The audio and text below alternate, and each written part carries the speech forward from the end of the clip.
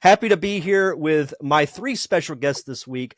From the indie film Band on the Run, we have Jeff Hupp. Jeff, how are you, sir? I'm well. And you? Doing fantastic. We also have Brian Cusac Howdy. and Merritt Fritchie. How are you? I'm doing good.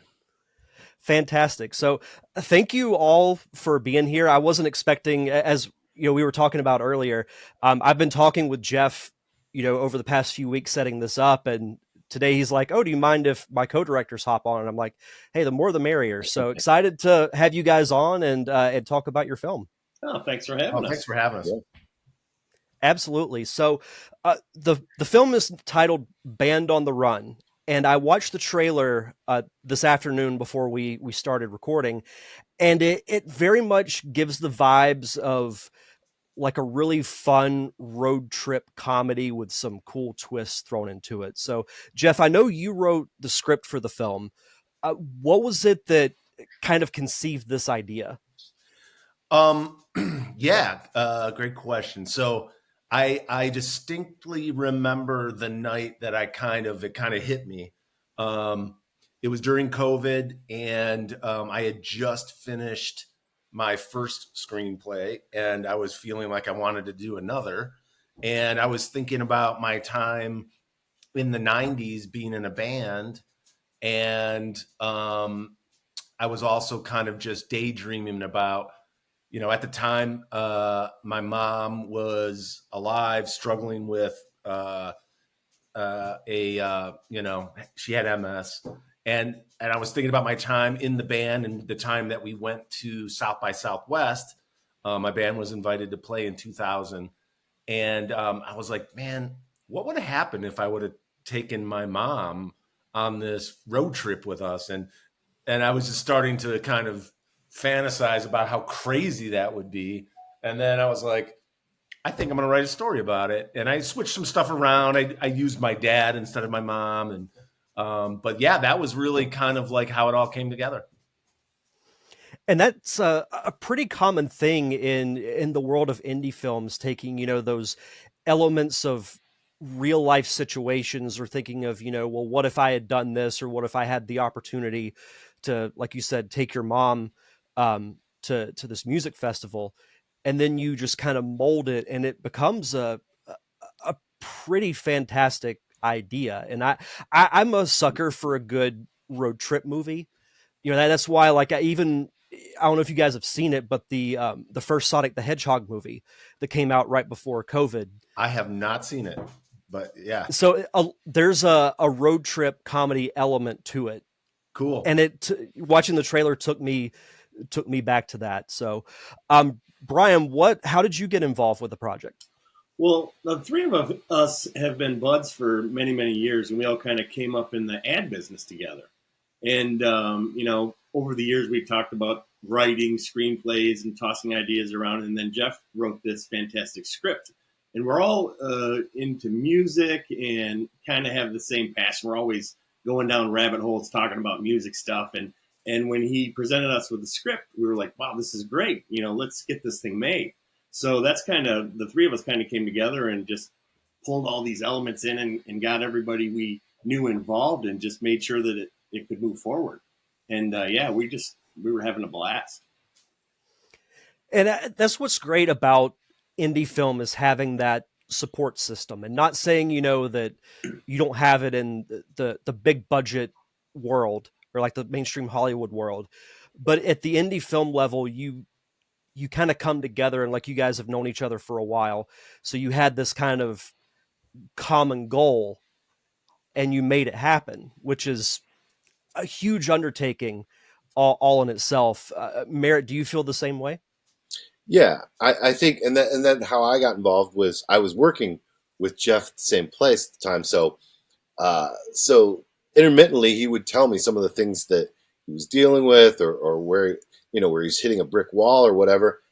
And we would just kind of just talk about it. And I think, at that point, I don't even think at first I had read the script. And then once I read the script, and he was talking about doing this, and it was great. It was just it was easy to get involved with, because I think we all have sort of a lot of the same points of reference. So I could immediately see what Jeff had in mind. I could see his vision for it, and that was exciting because it's the same stuff I like. So and Brian as well. So I think that was kind of, it just made it easy to just jump in and go.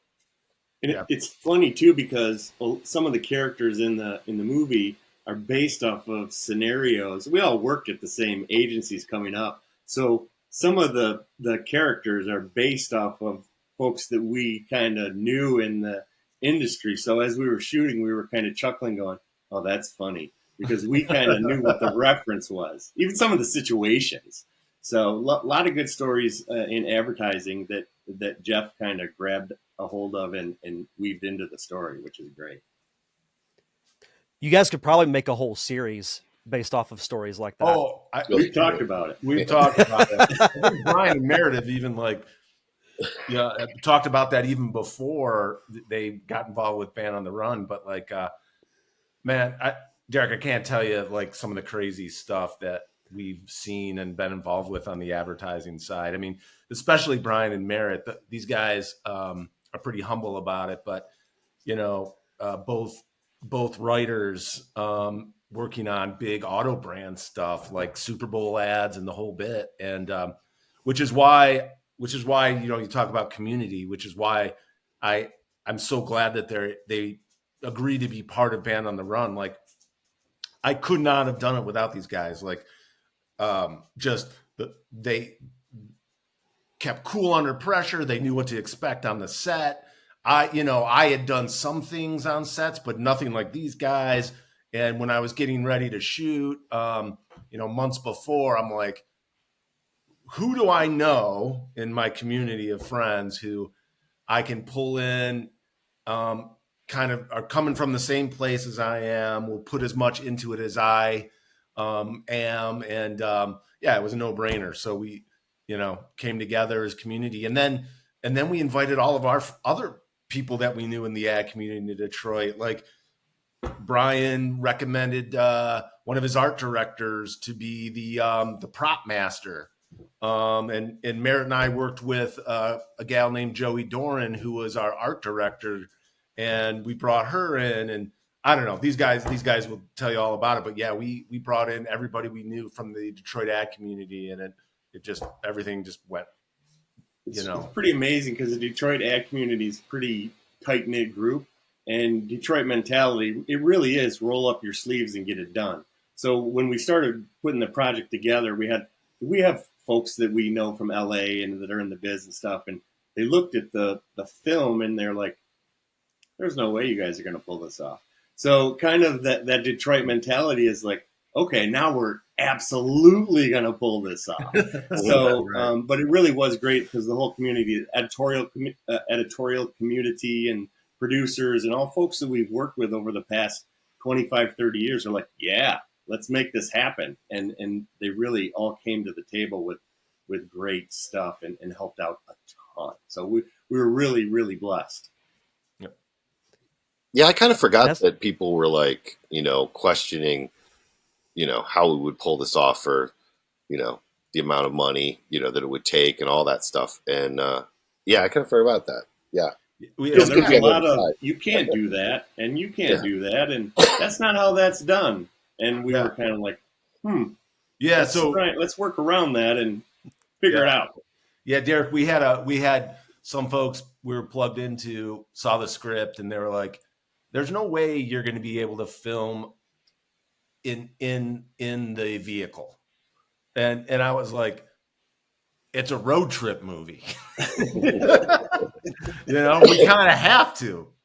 And we talked about it and came up with some ideas, and we made it, we just made it happen, got scrappy and made it happen. I would have loved to have been a fly on the wall whenever people were telling you guys that you couldn't do it. Because I've heard the stories about, Detroit being like this blue collar town where it's like, okay, you think we can't, then watch us.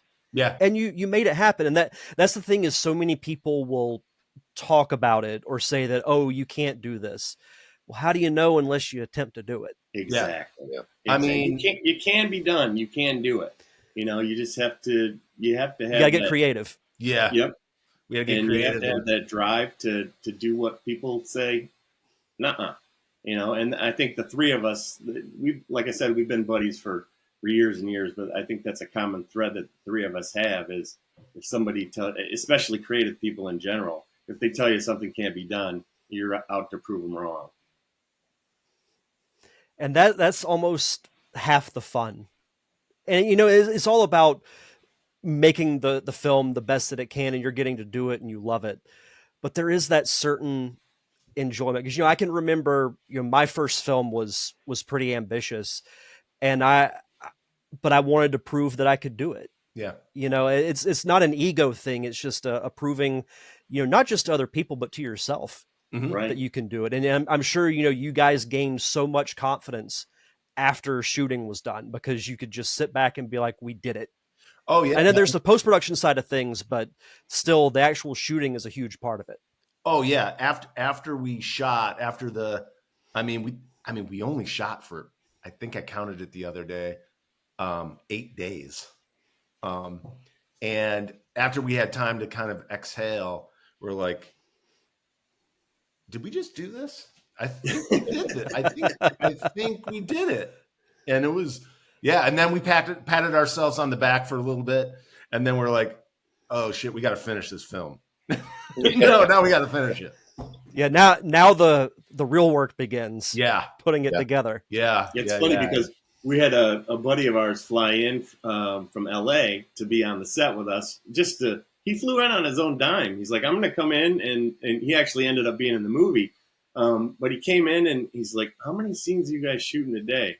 And we're like, oh, like 13, 12, 13. And he's like, there's no way. And at the end of the first day, he sat down, he stayed at my place, and we were driving back, and he goes, no bullshit. He's like, you guys are making this happen. He's like, it's blowing my mind. And even he was, of the same opinion. He's like, I haven't been on a set like this in a long time where everybody has kind of come together to make this thing happen and had so much fun. We had fun every single day. And to us, it's like, man, this is amazing.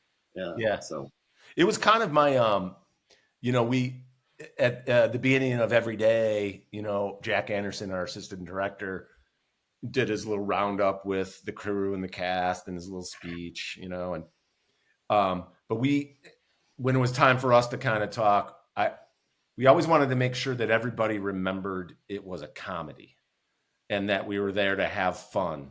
And like, I'll just be honest with you, man. I just find boring. I find serious people so boring. And, you have your whole life to be serious and life is serious, right?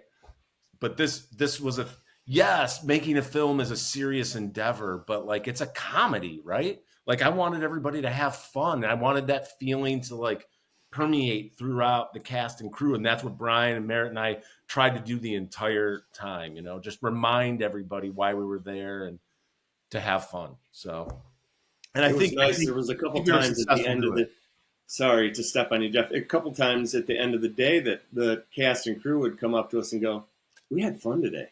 And it's like, hey, we should be. We're making a movie. Come on. Right. And that's what's so great about making a movie is there's long hours and there's a lot to do, but you could be doing so many more boring, worse things than getting to craft a story that, you had in your head, and then getting this crew and cast together and they buy into the vision and they're just as passionate about it as you guys are. Yeah. That had to have been a hugely gratifying feeling. Absolutely. Yeah. It was awesome. Like, I think I could say that like after the first day, we were like, I think we have something special going on.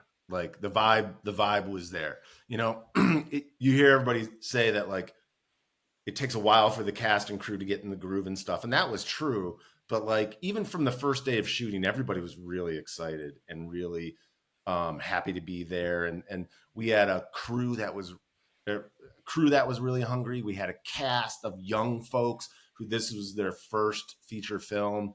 And they were just man, they were so well prepared and so into it, and it was just man, it was just a joy to like go. Well, every plus day. having Larry Bagby, who is fantastic.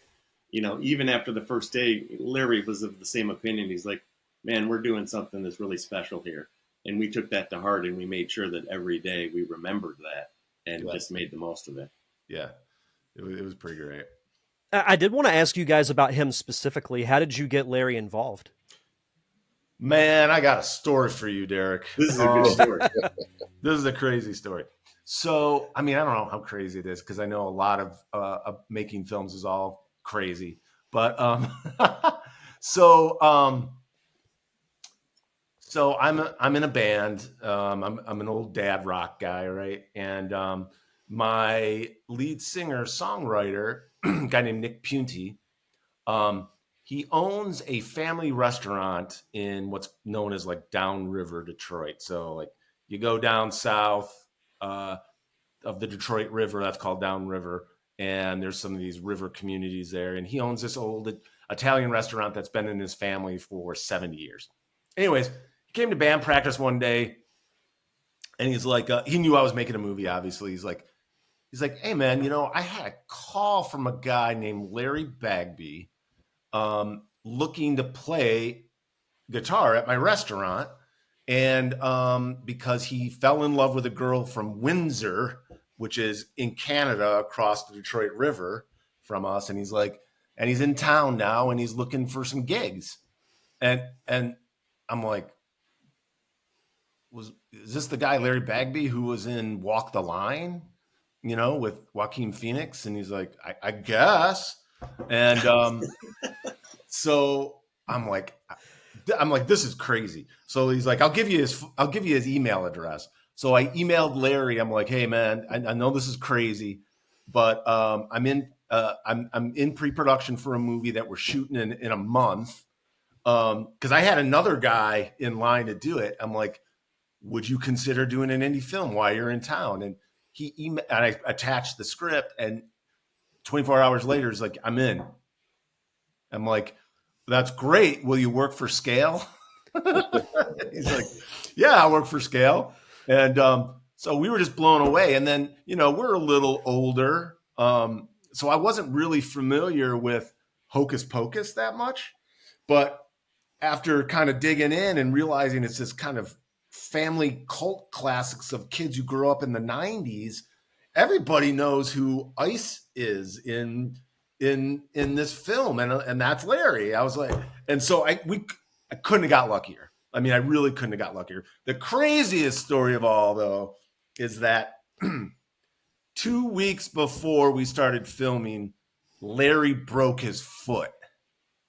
And oh no. Yeah, and I was like, we're done. Until I realized that the character he's playing is in a wheelchair. So he actually needed the wheelchair in the movie, even though he was to be in a wheel. So it was just crazy the way it all worked out. I mean, I had never met Larry until the day I picked him up from Detroit Receiving Hospital after he had surgery on his foot. He didn't ever. That's crazy.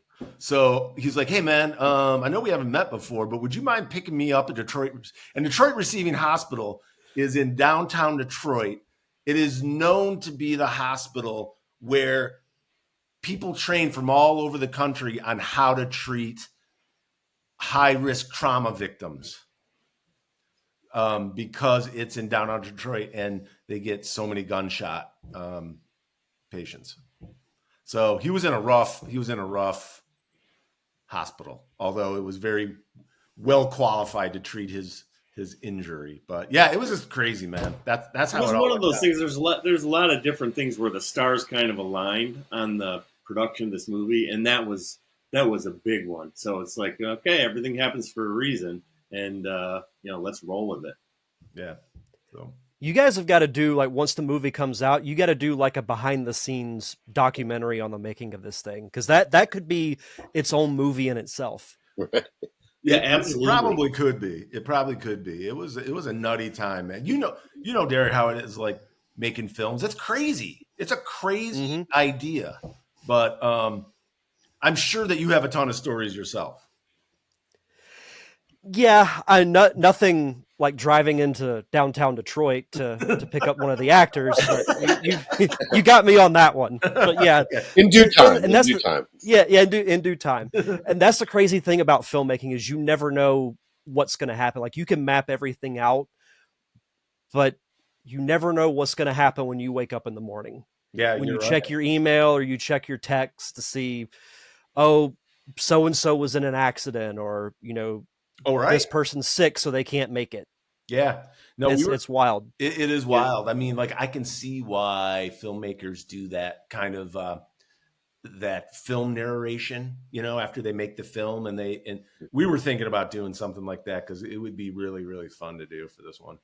Yeah, Jeff, you have to tell the magic microphone story. This is great. There's always shenanigans going on behind the scenes, right? And there's that night before, oh shit, guess what just happened moment.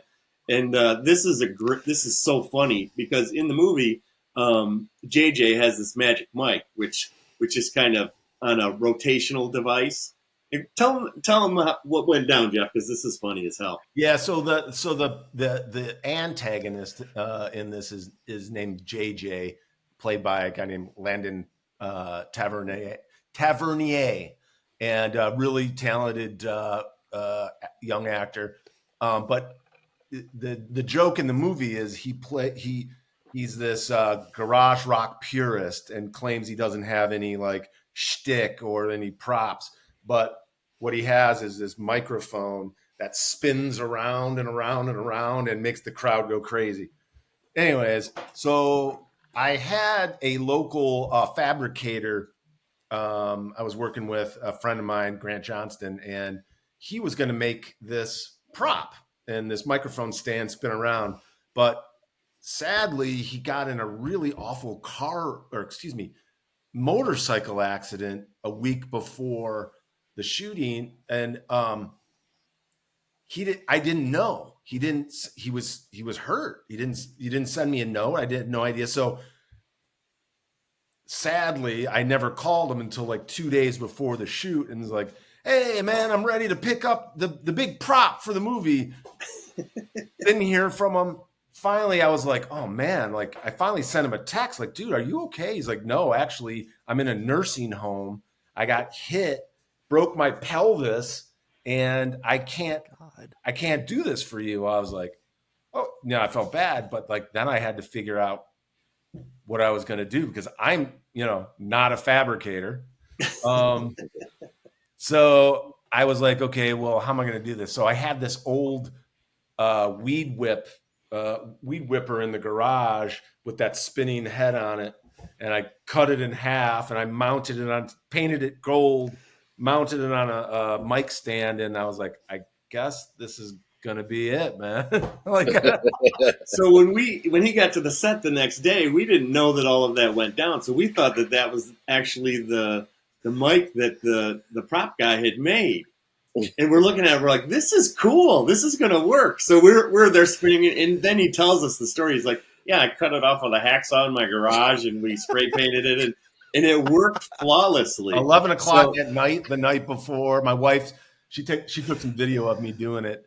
I mean, at the time, man, I was like I wasn't sleeping. I was a little crazy because I was, how it is when you're doing pre-production. Yep. So she sees me out in the garage with this, this saw. She's like, "What are you doing out here?" I'm doing what I need to do. It probably turned out cooler than the probably prop, the actual prop would have been. And it's really fun. Yeah. As soon as you said weed whip, I'm like, oh no, but that's awesome though. I'm glad it worked out. It's surprisingly, but you got to do that though. When you're at that level, you gotta get creative. Stuff's gonna break. Things aren't gonna go the way you plan, so you got to be able to improvise.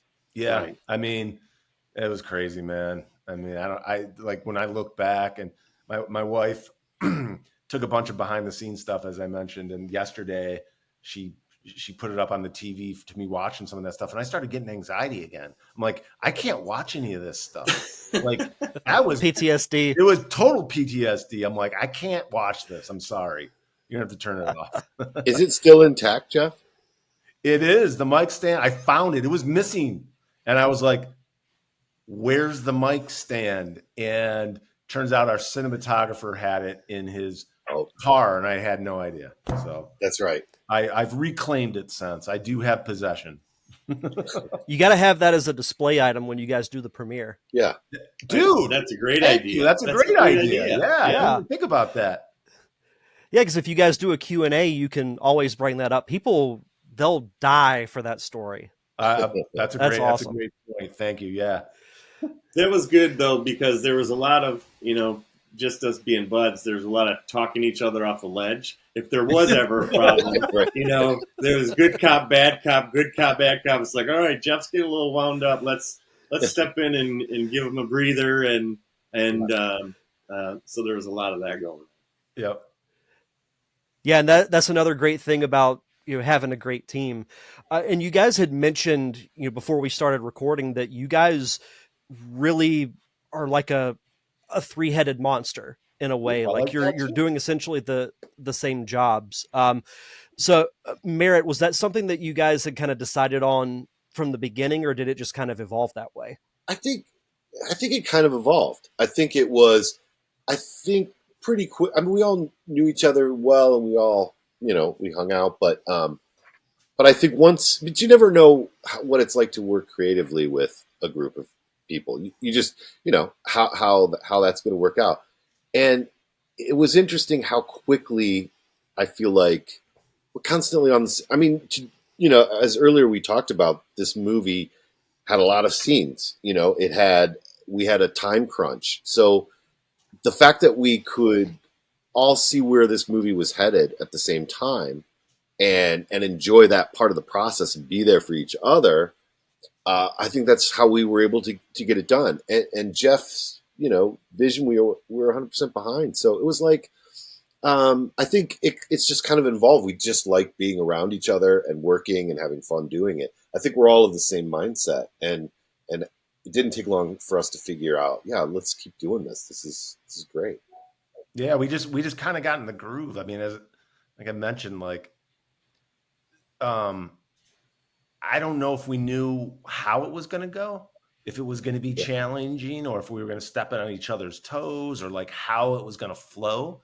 But what ended up happening is just naturally was, if I was off blocking a scene, these guys were working with the other actors in the next scene, going through lines and walking through lines and prepping them.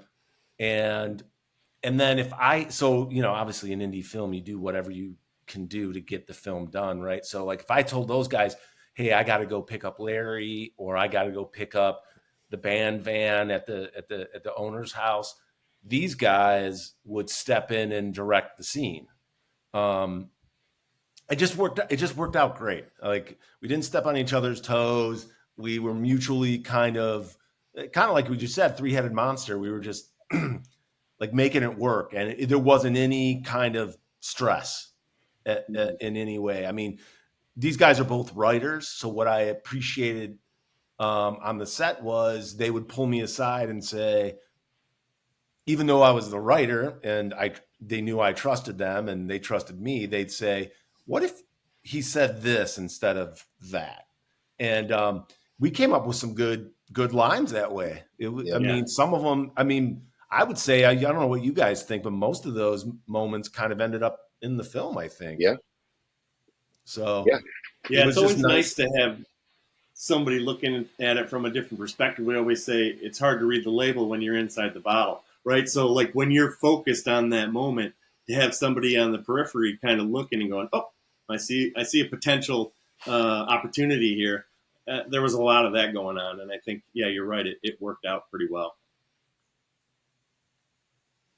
Yeah, and I think also, when you guys mentioned earlier that you were able to do so many scenes in a day, and that was mind-blowing to me. But I think, you guys have such a good system, and the fact that you had such a great rapport before you even started filming, because you guys have known each other so well, you think similarly, you play off of each other well.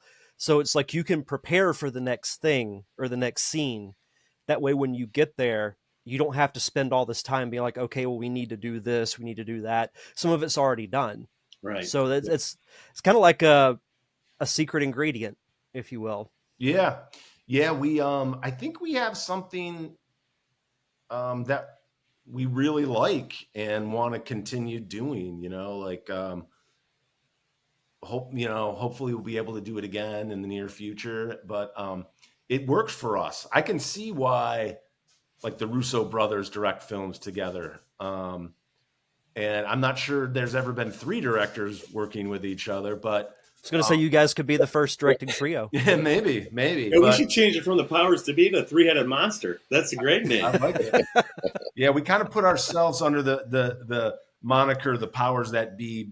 I had that name. I like that too. Yeah, that was a name I used. Brian and Brian was nice enough.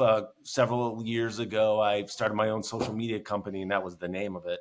And I sat at Brian's ad agency, driven advertising in Detroit here, and I always liked it, and I was like, I'm gonna reuse it. We're gonna use it for our film trio. Yeah, so we'll see. Like on the shooting of those scenes, we were talking about this the other day, that coming up in advertising helped us quite a bit because, of the thousands of commercials that we've done, you have to learn how to tell a narrative in 30 seconds or 60 seconds at the most, right? So we're pretty used to looking at a scene and knowing how to cut the fluff and how to get to the meat of the narrative. So I think that helped us quite a bit move at the pace that we were moving at. Yeah, and I will say too that as I mentioned earlier, the actors were so prepared that I can only think of, I don't know, Merritt, what you guys think, and Brian, but I think we only had 2 times when an actor asked for a line. Yeah.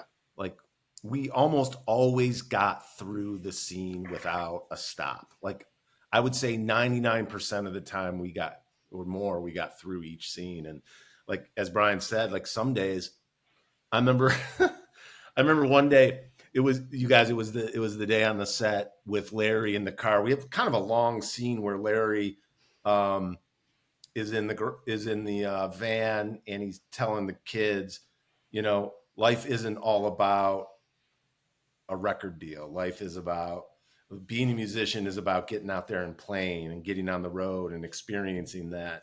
So being in the moment. It's kind of a long scene, and I didn't realize that scene and some of the additional scenes was probably like 10 pages. And the assistant director, Jack, said, he's like, you realize you guys are shooting X amount of pages today. I'm like, and I put it out of my mind because I didn't want to know. And he told me that. I'm like, how are we going to do that? How are we going to do with this scene? It's like a 12-page scene. So like, I guess what I'm saying is being stupid and not checking your scene count is probably the best way forward. But the talent was amazing. There was another day too where it was like a 5-page dialogue scene, and we met. It was the scene where they're all meeting in the studio, and we're like, all right, this is a super long dialogue scene. How are we going to break this up and make it seem like there's good continuity? And so we were talking about different possibilities on how to break the lines up and stuff. And we got the guys together to go over everything. And they're like, and I said, where do you want to break this stuff up? And they're like, oh, no. We've been practicing this for a week. We know the whole thing, soup to nuts. And that was their first scene. Our minds. Right? That was their first scene together. Yeah. So we didn't even know yet how, because, the chemistry of these 3 actors, this was going to be the first time. And, they're supposed to, have this long, standing friendship. And now it's going to be put to, right there. We had to convey that in that big one scene. And the fact that they were unbelievable. That was a good sign. I think we knew at that point that we were going to do well. Yeah. The thing that warms my heart today is I've seen them on social media together again, like visiting each other in different states. They all live in different states. And like Daniel Blair, who plays Maxime, he's a musician in his own right. And he just released an album and he kind of went on a mini tour in the United States. And our lead protagonist, Matt Pearl, who plays Jesse, went to see him play in Cleveland. And they got together and took a bunch of pictures. And it really does warm my heart that they're still buddies. Like, we got them an Airbnb. They stayed together the entire time. And I think they really became really good friends. And I love that. Well, you never know who you're going to meet, on these sets. Like it's almost, I compare it to summer camp in a way, how you go to summer camp and you end up making lifelong friends. Yeah. Same thing can happen on a movie set. I have friends that I was introduced to on, both my films, and we still talk to this day. It's great. Yeah, I totally agree with you. I mean, I still talk. Larry and I text every other week. He just says hey or something, and he tells me about a song he wrote, or a movie that he got cast in. I'm like, well, what movie did you get cast in? He's like, a little film with Kevin Costner. It's being released this summer called what's the big one that's being Horizon. Horizon. I was like, wait a minute, you're in Horizon? It's like, oh yeah, I didn't tell you about that. Yeah. I'm like, okay, Larry. So casual. It's like, oh, just acting with Kevin Costner. No big thing. Deal. That's just Wednesday for me. Yeah. It was cool to see how all these guys came together and meshed, though. In the movie, it is about the love of music, right?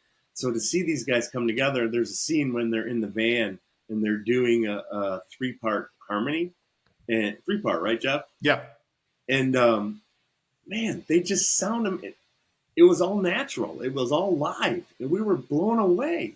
And they've been practicing and rehearsing that too. So super, super, super talented people that were just a joy to work with. I'm totally jealous of those kids. Yeah, all great pipes, and they're not all musicians either. Yeah, crazy. Oh, that's awesome. I did want to ask you guys as we start to kind of wrap this up. We'll start with Merritt. What was the biggest lesson that you learned on set of Band on the Run? Well, that's a good question. I think one of the things that I learned was how you couldn't dwell on it. You just had to go with your gut instincts with how the scenes played out, and when it felt right, you just go and you move on to the next, and you kept it. I mean, I think we would love to have obviously spend as much time as you can on a scene, but we also knew, like, if we're going to get this done, we didn't have a lot of options, so we had to be decisive. Like, this is it. This works.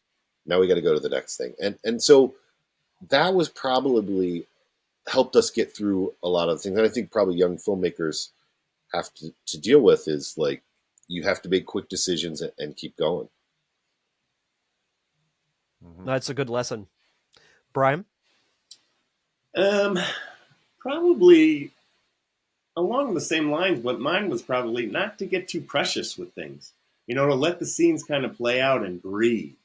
And, every take, you're going to get something a little different, and they start to take on a life of their own, so it's not to get too hands-on with things, is let the things develop. And that's kind of, we call them happy accidents in a lot of times when we're on the set. And those happy accidents, if you're not too precious, when they happen, it's amazing. And that was a good lesson for me. It's like, just let things be. I love that. Jeff, what about you? Yeah, I mean, I guess I would talk about it more philosophically, like what I learned. I would say that I can be a pretty cynical dude when it comes to things. Very cynical. But I really do believe that making Band on the Run last year really brought out like kind of squash the cynicism in me a little bit and realize that like I really do have some really good friends, and people do really want to help.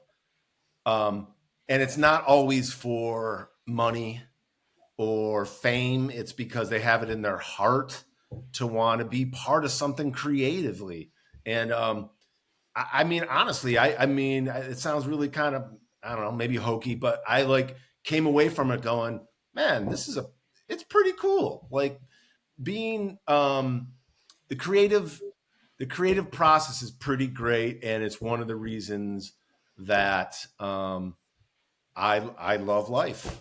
You know, it's a good life. If you kind of dial back the cynicism and allow some of that stuff to come in, you'd be surprised, you know, what you can kind of accomplish.